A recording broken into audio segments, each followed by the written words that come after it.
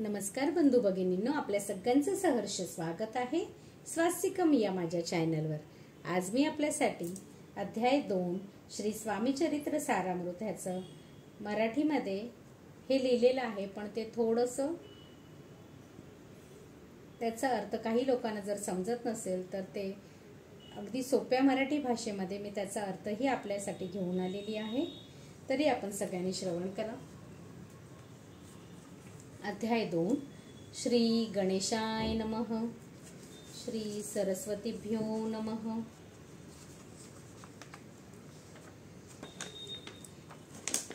श्री स्वामी चरित्र सारामृत द्वितीय अध्यायः। श्री गणेशाय नमः। कामना धरुनी ते भजती, होय त्यांची मनोरथ वृत्ती, तैसीची निष्काम भक्ताप्रती कैवल्य प्राप्ती होत असे। जो कोणी भगवंताची भक्ती करतो त्याच्या सर्व इच्छा पूर्ण होतात, तसेच जो निष्काम भक्ती करतो त्याला मोक्ष प्राप्ती होते। नरसिंह सरस्वती प्रकट झाले, अगणित पापी तारिले, कर्दळी वनी गुप्त झाले, गुरुचरित्र ती कथा। नरसिंह सरस्वती हे प्रकट झाले आणि अगणित पापी तारिले म्हणजे त्यांनी पापी लोकांना तारलंच, म्हणजे त्यांचा उद्धार केला आणि परत ते कर्दळी वनी गुप्त झाले। आणि गुरुचरित्रामध्ये ही संपूर्ण कथा आहे।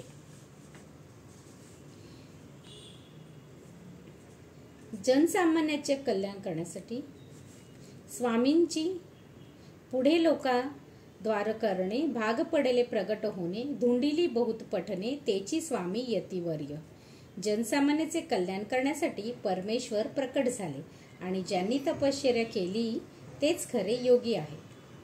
स्वामींची जन्मपत्रिका एका भक्ते केली देखा, परी तिज विषयी शंका मना माझी येतसे। स्वामींच्या एका भक्तांनी त्यांची जन्मपत्रिका बनवण्याचा प्रयत्न केला आणि तरी त्याला शंका येत होती आणि त्या शंका मनातच त्याच्या राहिल्या। गुरुराज गुप्त झाले, स्वामी रूपे प्रकटले, त्यांचे शक प्रमाण न मिळे म्हणून शंका पत्रिकेची। गुरुराज म्हणजे दिगंबर हे गुप्त झाले आणि स्वामीच्या रूपाने ते परत प्रकट झाले। त्यांचे शक प्रमाण म्हणजे त्यांचा जन्म कुठल्या वर्षी झालेला आहे हे न माहिती असल्यामुळे त्यांची पत्रिका बनण्यासाठी शंका आली। ते केवळ अनादिसिद्ध खुंटला तेथे पत्रिकावाद लोकाद्वारासाठी प्रसिद्ध मानव रूपे झाले। ते एक अनादि पुरुष आहेत, म्हणजे ते सिद्ध पुरुष आहेत आणि त्याच्याचमुळे खुंटला तेथे पत्रिकावाद, पत्रिकाचा वादच खुंटला आहे, कारण पत्रिका सिद्ध पुरुषांसाठी नसतेच, लोकाद्वारासाठी प्रसिद्ध मानव रूपे झाले। लोकांच्या उद्धारासाठी ते मानव रूपाने प्रकट झाले आहेत। अक्कलकोटा माझारी राचप्पा मोदी याचे घरी, बैसले समर्थांची स्वारी भक्त मंडळी वेष्टित। अक्कलकोटामध्ये माझारी हे एक ठिकाण आहे। तेथे राचप्पा मोदी यांच्या घरी समर्थांची स्वारी उपस्थित झाली। त्यावेळी अनेक भक्तगण त्यांच्या आजूबाजूला गोळा झाले होते आणि त्यांच्या भोवती वलय करून उभे राहिले। साहेब कोणी कलकत्त्याचा, हेतू धरुनी दर्शनाचा, पातला त्याच दिवशी साचा, आदर त्याचा केला की। कोणीतरी एक व्यक्ती कलकत्त्याहून आला आणि त्याचा हेतू दर्शन घेण्याचा होता। त्याच दिवशी त्याचा सुद्धा तिकडे आदर सत्कार करण्यात आला राचप्पाच्या घरी। त्याच सवे एक पारसी आला होता दर्शनासी, ते येण्यापूर्वी मंडळीसी महाराजांनी सुचविले।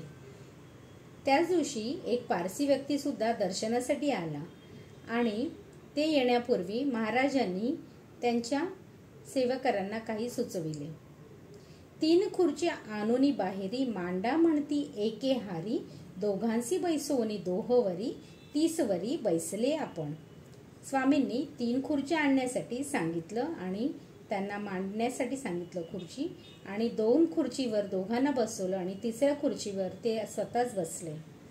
पाहुनी समर्थांचे तेज, उभयांतसी वाटले चोज, साहेबांनी प्रश्न केला सहज, आपण आला कोठोनी। पाहुणी समर्थांचे तेज. समर्थांच्या चेहऱ्यावर इतकं तेज होतं की उभयंत्यांना त्या दोघांना असं वाटलं की हे कुणीतरी अवतारी पुरुष आहेत आणि त्यांनी प्रश्न केला की तुम्ही कुठून आला आहात. स्वामींनी हास्योमुख करुनी उत्तर दिले तया लागुनी आम्ही कर्दळी वनातूनी प्रथमारंभी निघालो. स्वामींनी हास्यवदन करून उत्तर दिलं की मी कर्दळी वनातून सुरुवातीपासून आलो आहे. मग पाहिले कलकत्ता शहर दुसरे नगरे देखिले अपूर्व बांगलादेश समग्र आम्ही असे पाहिला. मग कलकत्ता शहरात ते गेले. तिथून त्यांनी दुसरी नगरे सुद्धा बघितली आणि तिथून बांगलादेश सुद्धा त्यांनी पाहिला. घेतले कालीचे दर्शन पाहिले गंगा तटाक पावन नाना तीर्थे हिंडोन हरिद्वार प्रती गेलो.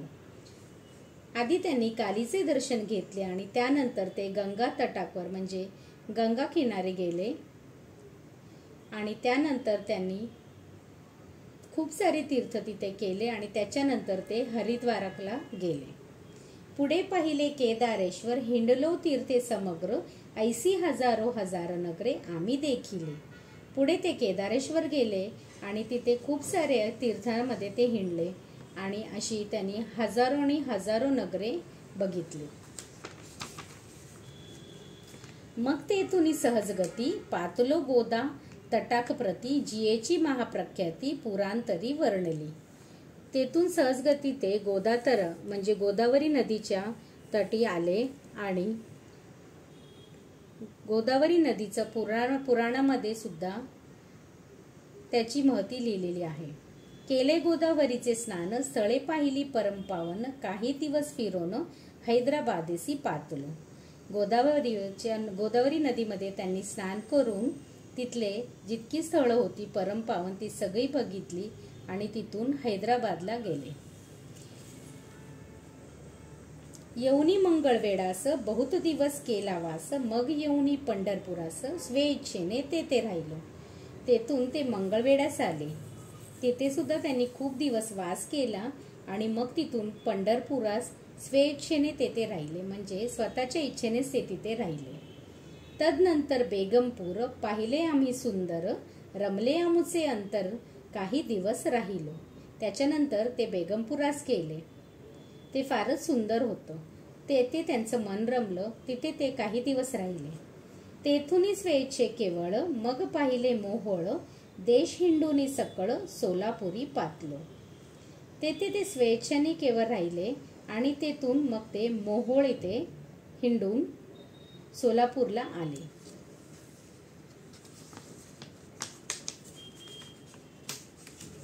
तेथे आम्ही काही महिने वास केला स्वेच्छेने अक्कलकोटाप्रती येणे तेथून झाले. तेथे त्यांनी काही महिने वास केला स्वेच्छेने आणि त्याच्यानंतर ते अक्कलकोटास आले. तेव्हापासून या नगरात आनंदी आहोत नांदत ऐसी आमुचे सकल वृत्त गेले उठून उभयंता. तेव्हापासून याच नगरात आम्ही आनंदाने नांदत आहोत असंच हे सगळंच माझं सकळ वृत्त आहे. गेले उठून उभयंता आणि उठून गेले. ऐकुनिया ऐशी वाणी उभयंता संतोषले मनी मग स्वामी आज्ञा घेऊन गेले उठून उभयंता. ऐकुनिया ऐशी वाणी हे सगळं ऐकून झाल्यावर त्या उभयंतांना फारच संतोष वाटला आणि मग त्यांनी स्वामींची आज्ञा घेऊन तिथून निघाले. 12 वर्षे मंगळवेढ्याप्रती राहिले स्वामी राजयती परित्याग स्थळी प्रख्याती विशेष त्यांची न झाली. 12 वर्ष ते मंगळवेढ्यास राहिले स्वामी. त्यानंतर स्वामी राज तिथून निघाले पण ते तरी सुद्धा प्रसिद्ध नाही झालं. मग तिथूनच ते अक्कलकोटास येऊन प्रसिद्ध झाले. सदावास अरण्यात बहुधा न येती गावात जरी आलिया क्वचित गलिच्छ जागी बैसती. सदा ते अरण्यात वास करत असत. बहुधा न येती गावी गावात ते येत नसत. जरी आले तरी ते गलिच्छ म्हणजे कुठेतरी घाणेरडी जागा जी गडद असेल तिथे बसत. कोणी काही आमोनी देती तेची महाराज बक्षिती क्षणेक राहुनी मागुती अरण्यात जाती उठुनी. कोणी काही आणोती म्हणजे कोणीही काहीही आणून दिलं तरी महाराज ते भक्षण करत असत आणि शनेक राहुनी मागोती अरण्यात जात तिथून उठून ते अरण्यात जात असत. वेडाबुवा तयाप्रती गावातील लोक म्हणती कोणीही अज्ञाने नेनती परब्रह्म स्वरूप. त्यांना लोक वेडाबुवा असं म्हणत आणि ते इतके अज्ञानी होते की त्यांना हे माहीत नव्हतं की स्वामी हे परब्रह्म स्वरूप आहेत. त्या समयी नामे दिगंबर वृत्तीने केवळ जे शंकर तेव्हा त्यांचा अवतार सोलापुरी झाला.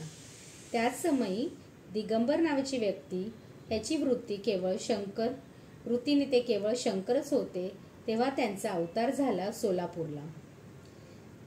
ते जाणून अंतरखूण स्वामीसी मानिती ईश्वर समान परी दुसरे अज्ञ जन वेडा म्हणून लेखिती.